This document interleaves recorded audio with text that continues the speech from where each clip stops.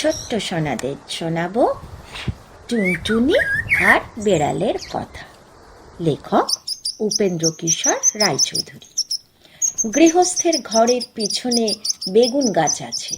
সেই বেগুন গাছের পাতা ঠোঁট দিয়ে সেলাই করে টুনটুনি পাখিটি তার বাসা বেঁধেছে। বাসার ভিতরে 3টি ছোট্ট ছোট্ট ছানা হয়েছে, খুব ছোট্ট ছানা।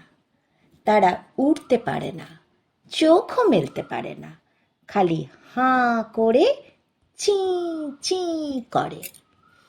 গৃহস্থের বেড়ালটা ভারী দুষ্টু। সে খালি ভাবে টুনটুনির ছানা খাবো।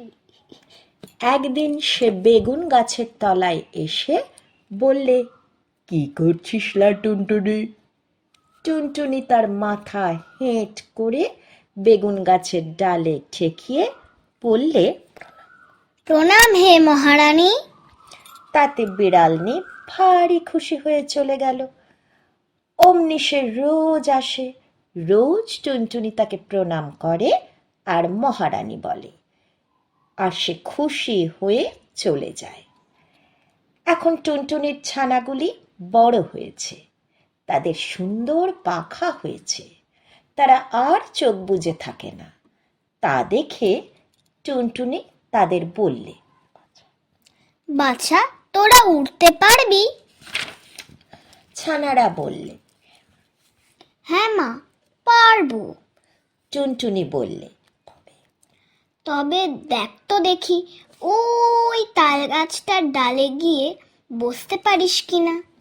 ছানারা তখনই উড়ে গিয়ে তাল গাছের ডালে বসল।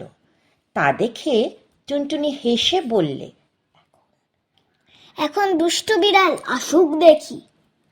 খানিক বাদেই বিড়াল এসে বললে, কি করছিস লা টুনটুনি? তখন টুনটুনি পা উঁচিয়ে তাকে লাথি দেখিয়ে বললে, দূর হ, লক্ষ্মী ছাড়া বিড়ালিনী। বলেই সে ফুড়ুক করে উড়ে পালালো।